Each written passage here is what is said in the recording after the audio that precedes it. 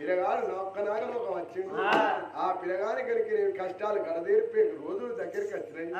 ఈ నవమానికి అనుకుంటా వాళ్ళ మామకు పెడితే రాజ్యం ఏలుతాడు దేశం ఏలుతాడు. ఎప్పటో పిల్లగాడు రాజ్యం ఏలితే పచ్చ పచ్చని పొలాలు ప్రసన్నమైన రాజ్యం ఉంటుంది. అందుకే అందరూ కులం లోపల ఒక్కడ మంచోడు అయినప్పుడు కులమంతా చల్లగా ఉంటుంది అన్నారు. కులం లోపల ఒక్కడ లంగ అయితే కులం లోపల అందరికి మాటలే వస్తాయట. ఆ నాగన్నరి గడికి నేను గడగడవనికి నేను గౌరవపడ్డాయి. నాయన శివయ్య నీ ఆజ్ఞ లేదు మేము ఎవరన్నా కలిసినవా? మరి తేలికేమో కొండి అంది విసవు, పావుకేమో కూర అంది విసవు, నరమానవులకు నిలువెల్ల విసం ఉంటుంది. నరమానవుల మేమెందుకు కుడతామయ్యా? వాళ్ళు కాలో ఏలో తాకితే మేము కుడతాం గాని మేము గనికనేవి పాపాత్తులు గనికనేవి పుణ్యాత్తుల పాపాత్తులు ఎంతో మంది చూసుకుంటూ పోతాం అని 10 ఏళ్ల బొబ్బరి బట్టి ఎక్కడి నాగానే అక్కడ పోయేటకు మంత్ర ఆడగల్లో యంత్ర ఆడగల్లో నమో శివాయ అని ఇలాగాడు నవమానికాన్ని వీక్కొని బాలుడు కూడా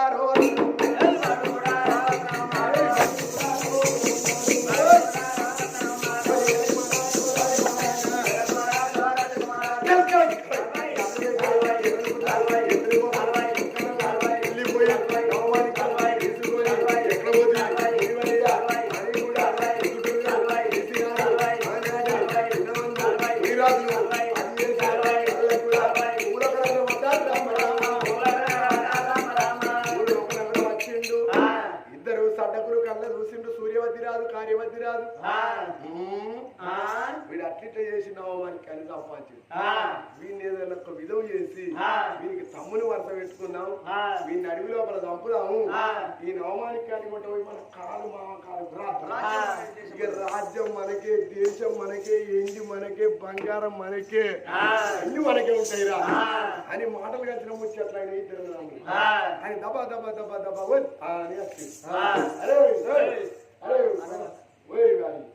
ఎంత దూరం పోయినా గానీ మనం మనం కొట్టుకున్నాం, మనం ఎక్కించుకున్నాం. ఇవాళ దాకా నన్ను కాదని అన్నారు.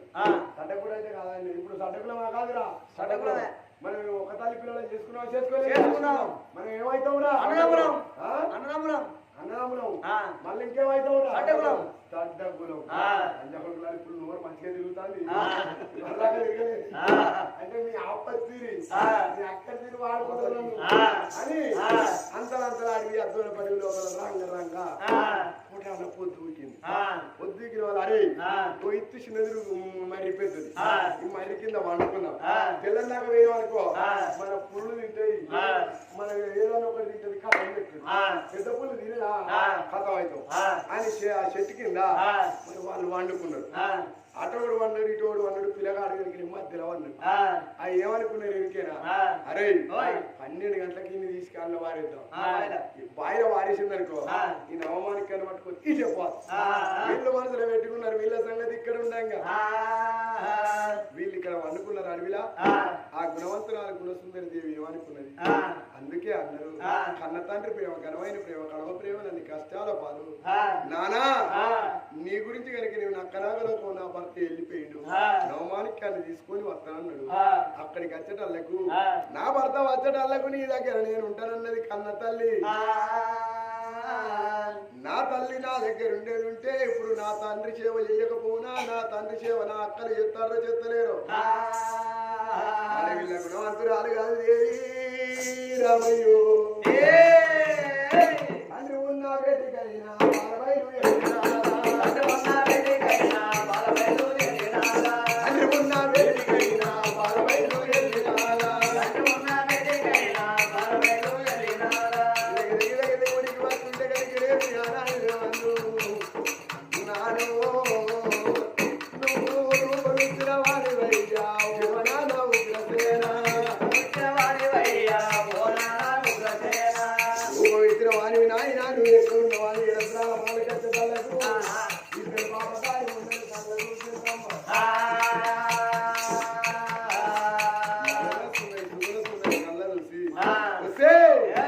సిగ్గులేని మళ్ళా కులాన వెనక ఎరుకలోని పెళ్లి చేసుకుని మళ్ళా తండ్రిని చూస్తానని అత్తాను కులం తక్కువ పెళ్లి చేసుకున్నావు ఎరుకలోని అంటే ఆ బిడ్డ కనుక నేను ఏమి తెలియని బిడ్డ భర్త అన్న మాట మరిచిపోయి అక్కలారా నా భర్త ఎరకలి ఎల్లయ్య కాదు మక్తసేల రాదు అని ఇక్కడ అనేది అనంగా అద్దువన పడివి లోపల ఆపకారి వాళ్ళు దోసగారి వాళ్ళు ఆనాడు దినవంతు సూర్యవతి రాదు కార్యవతి రాదు ఆ పిల్లగాన్ని తీసిండ్రు బాయి లోపల వేసిండ్రు బాయి లోపల వేసేది ఇక్కడ మక్తసేల రాదు అనేది అనంగా బాయి లోపల పిల్లగాడి గారికి మక్తసేల రాదు అయ్యే ఓ దేవుడా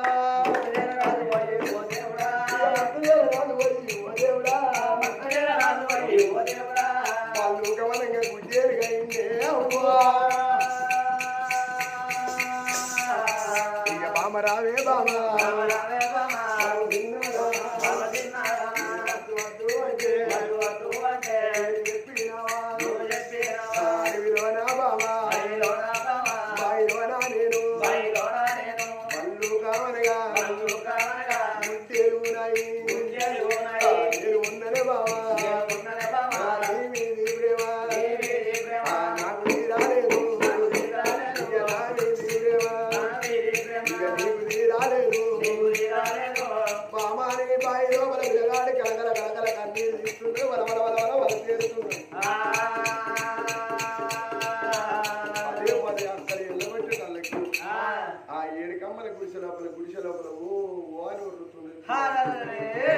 ఇక్కడ బల్లూక వనంగా గుడ్డేరు అవతారం మీద బాయిల పిల్లగాడు ఉన్నాడు. ఈ ఇద్దరు అన్నదమ్ములు సూర్యవతి రాదు కార్యవతి రాదు పిల్లగాడు తెచ్చిన నవమానికాన్ని పట్టుకొని వీళ్ళు ఇంటి ఒకడు ఉరికొస్తారు. వీళ్ళు ఉరికొస్తా అంటే మరి ఆనాడు దినవంతు దబా దబా దబా ఉరికొచ్చిండ్రు. మామని కళ్ళ చూసాడు. అరే అక్కడ లోపల నవమానిక ఒక మంత్రం చదివింది. ఆ మంత్రం చదువుకుంటే అన్ని కెరికే రాలేదు. ఆయన చదివింది అదే చదివిండు. ఆ చదివింది చదువుకుంటూ పెడితేనే మా వస్తారు. ఏమన్నారా మాకెవరికి ఆ చదివితే నీళ్ళు చదివింది నాకు వస్తుంది. ఏమన్నారా అది చదివిందే చెవిటూరు ముందర అరే వాళ్ళందరూ కొంచెం ఏంటిదిరా వాడు ఓం నమో శివాయ అంటారు. నేను ఓం అంటారు శివాయ అంటారు. మామ కాలుకు రాస్తే గజ గజ గజ గజ అనుకుంటా లోపల పీసు పోతా గదరైన ఉల్లకపోతా గజ గజ అనుకుంటాడు. అనుకుతుందా అని ఓం అరే నేను ఓం అంటాను శివాయ అనరా ఓం శివయ్య ఓం శివయ్య ఇట్లా అనుకుంటా మామ కాలుకు రాసిన అనుకో పీసు వస్తుంది అని ఆనాడు వెనకనే దబదబ ఉరికొచ్చిండ్రు.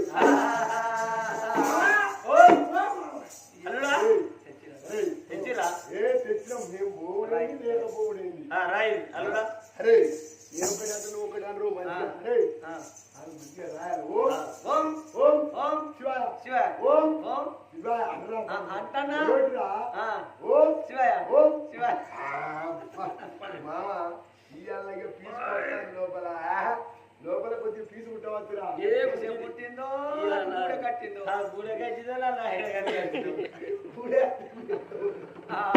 అరే రోజు ఇదే పని చేద్దాం. లోపల కాలు అత్తుతలేదు కాలు అత్తలేదు. ఏం చేసి రోజులు గడిచిపోతుంది. ఆ పళ్ళుగా వనంగా గుడ్డేలు బాయి గడ్డలు ఎక్కింది. ఉళ్ళ పొంటి పల్లెల పొంటి ఏడుచుకుంటా వస్తుంది. మనిషి అనే బల్లూకం కనుక మనసులకు వస్తుందా వాళ్ళ ప్రాణం తీస్తుందా. ఆ గుడ్డేలు అవతారం మీద పిల్లగాడు భగవంతా దేవుడా నన్ను పుట్టించిన నాకు గిన్ని కష్టాలారా గిన్ని బాధలారా. కొందరు కొడుకులు చెప్పుకొని బాధపడతారు, కొందరు చెప్పక బాధపడతారు, కొందరు కనుకనేమి ఎంతో ఘనంగా ఉంటారా.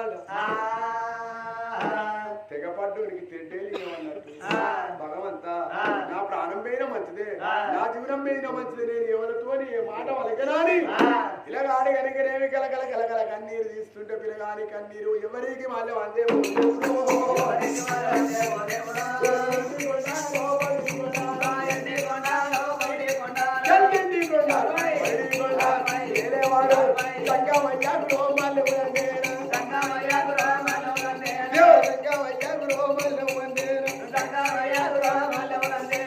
శంకర్ అరిసే లోపల అంజన వేసుకొని యుగలోక మధ్యలోక మాటలోక 7 లోకాలు చూసిండు.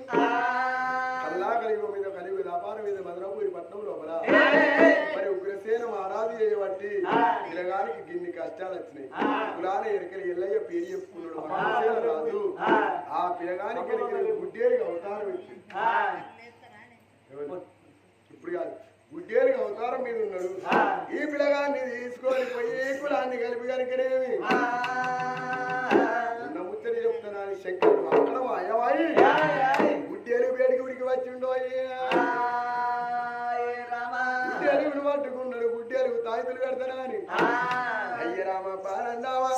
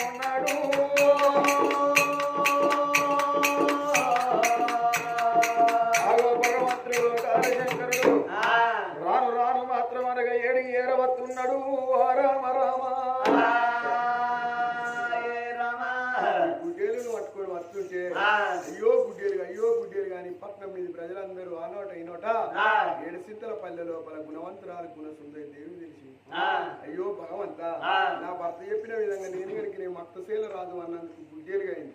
ఆ గుడ్డేలుగా ఎవరో కాదు నా భర్త ఉన్నాడా అని జంగమయ్య బయటికి జ్వరం వచ్చింది. నాయన జంగమయ్యా గుడ్డేలు ఎవరో కాదు నా భర్త ఉన్నాడు. నా భర్త నాకు దేవుడు అతివారం చెప్పింది. గుడ్డేలు నాది అంటే నీదన్న సంగతి నాదన్న సంగతి నీ తండ్రి దగ్గరికి మనం వెళ్ళిపోదాం అని గుడ్డేలు తీసుకొని ఆనాడు దినవంతు శంకరుడు భగవంతుడు ఏదో రూపాన మన ఇంటికి అత్తడట. మరి గంగే దేశం కట్టే తెలియదు, గయ్యాడి దేశం కట్టే తెలియదు, బాబాది దేశం కట్టే తెలియదు. భగవంతుడు ఏదో రూపాన్ని వచ్చినప్పుడు 10, 20, 50, 100 దానం చేయాలి. ఊరన్న కాడ కొంతమంది బంగారు తల్లులు 10 మంది ఉంటారు. పక్కింటికి ముచ్చగాడు వచ్చిందంటే 2 తలుపుల దగ్గర పెట్టుకుని మిఠా చూస్తారు. వానికిచ్చే 10 రూపాయలు తెల్లారితే నా కొడుకో బిస్కెట్ ప్యాకెట్ రాదా అని అనుకుంటారు. గది కాదు సమస్య. ఇలా మనం 10 రూపాయలు దానం చెప్తే రేపు మన కొడుకుల బిడ్డలకు 100 రూపాయలు అక్కిరకత్తు. ఆనాడు దినవందు గుడ్డేరు తోలుకొని శంకరుడు కనుకనేమి మధురపూరి పట్నం లోపల ఉగ్రసేన రాజు ఇంటి ముందరికి వచ్చిండో సాయితులు కడతానంటే వాళ్ళకు. ఆనాడు దినవందు ఉగ్రసేన రాజు కళ్ళ చూసి ఓ రాజా ఎవరనుకున్నావు ఏమనుకున్నావు నీ 2 అల్లుళ్ళు నీ 2 బిడ్డలు నమ్మడు. నీ కాలు అక్కడానికి ఏమన్నా 8 రోజులు బట్టి ఏమన్నా ప్రయత్నం చేసేదా? ఏం ప్రయత్నం చేయలేదు. నీ 2 బిడ్డలు నీ పోయి నీ 2 అల్లుళ్ళు రాజ్యం దేశం వేలన్నాని అడవి అద్భుత పడివి లోపల నీ చిన్నల్లుని కనుక కులాల ఎరకలి ఎల్లయ్యని కనుకనేమి నువ్వు ఎల్లయ్య అని నువ్వు అనుకుంటావు కానీ మక్తశీల రాజు ఈ మక్తశీల రాజు నీ అల్లుడు ఆ నక్కలాగా లోపల వెళ్ళిపోయి నవమానిక్యం తీసుకొచ్చింది ఈ బాలుడు. అనేది అనంగానే గోడకి బండాలు తీసి గుడ్డేలు మీద కొడితే బగ్గున వండిండు. బగ్గున వండి జగ్గున వేసింది గుడ్డేలు. పుట్టు వంటి 20 ఏళ్ళ యుక్త వయసు మక్తశీల రాజు మక్తశీల రాజు వేటలకు ఆనాడు దినవంతు బిక్కన బీరిపోయింది. అయ్యా నన్ను ఎవరనుకున్నావు ఏమనుకున్నావు అని పొద్దుగిన కాంచెల్లి జరిగిన చరిత్ర మక్తశీల రాజు అంతా చెప్పుకున్నావు. దిగి ఉరికి వచ్చి మామయ్యా మామ అంటే నా కన్న తండ్రి సమానం. ఆ నవమానికాన్ని చేతిలో బట్టి మామ ఒకసారి మరి 3 మంత్రాలు మరి బెంగాలీ హనుమంతుడు దండకం 3 మంత్రాలు చదివి మరి ఓం నమ శివాయ ఇరిగిపోయిన కాలు మామది అతికింది. ఓ మామ దిగ్గు అని లేచింది. మీరు నా చెల్లె కొడుకులు కాదు, మీరు నా బిడ్డలు కాదు, మీ గుడిసెకాడికి మీరు వెళ్ళిపోవాలి. ఎందు గురించి అంటే నా సాగు కోరి నా మేలు కోరలేదు. ఈ రాజ్యం లోపల దేశం లోపల ఆనాటి కాలం లోపల నా బిడ్డ ఇద్దరు బిడ్డలు కెత్తు చూసుకోమన్నది నా చిన్న బిడ్డను కెత్తు చూసుకోమన్నది మీరు నా ఇంట్లోనే ఉండద్దు అని ఇద్దరు బిడ్డలు ఇద్దరు అల్లుళ్ళ ఇంటికెళ్ళి ఎల్ల కొడితే వాళ్ళ ఊరు వాళ్ళ రాజ్యం వాళ్ళ దేశం సురేంద్రపురి పట్నం పేరు చిన్న బిడ్డ బయటికి గిరగిర ఉరికి వచ్చి కన్న తండ్రి ఓ బిడ్డ నిన్ను ఇన్ని రోజులు వచ్చి బిడ్డో నిన్ను లంగాని అన్న బిడ్డ నిన్ను దొంగాని అన్న బిడ్డ ఏ తండ్రి అనని మాటలు నేను అన్న బిడ్డ నా తప్పు క్షమించరాదు నా బిడ్డ కనులుగా పాడరాదు నా బిడ్డ ఓ బిడ్డ నా బిడ్డ రావే బిడ్డో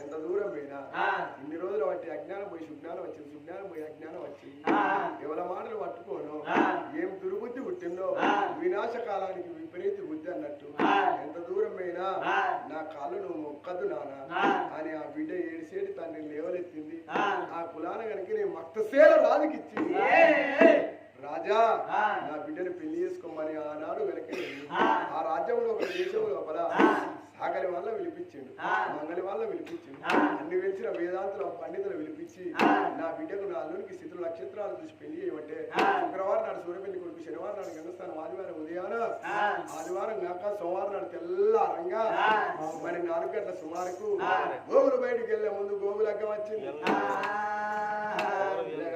మక్తశీల రాజుకు గుణవంతురాలు గుణసుందరి దేవికి పెద్దలాట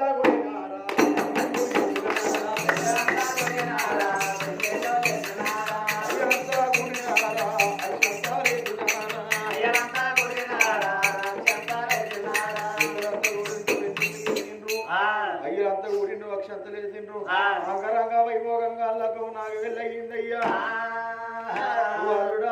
మక్తశీల మహారాజా ఓ బిడ్డ గుణసుందరి దేవి ఎన్నెన్నకున్న 7 తప్పది బిడ్డ 100 ఎన్నకున్న సావు తప్పది నా బిడ్డ మానవుడు అంటే ఇవాళ ఇట్లా అంటారు బిడ్డ రేపు మా ఇంట్లో అంటారు బిడ్డ మానవుడు అంటే అన్నం మీద పురుగులమే అన్నం లేకపోతే కోతురు బట్ట లేకపోతే పంచరూపు నా బిడ్డ అన్నమే నున్న సవరే చక్కదనం బట్టే బ్రహ్మంగారం అంటారు నా బిడ్డ వాళ్ళు ఎదిరిన కోది రోటి కాడు జీవన్ అన్నట్టు ఒక్కొక్క మాట అల్లించుకుంటా కన్న తండ్రి బిడ్డ మీద అంటాడు నా బిడ్డ గుణమత్తురాల ఈ ఎన్నెడుకున్న ఈ రాజ్యం మీది కావాలి బిడ్డ ఈ దేశం మీది కావాలన్నా అని ఆ బిడ్డను అల్లు తీసుకుపోయి కచ్చిరికాడ కూర్చుండ పెట్టి రాజ్య పరిపాలన దేశ పరిపాలన చేస్తున్నాడు రామ రామ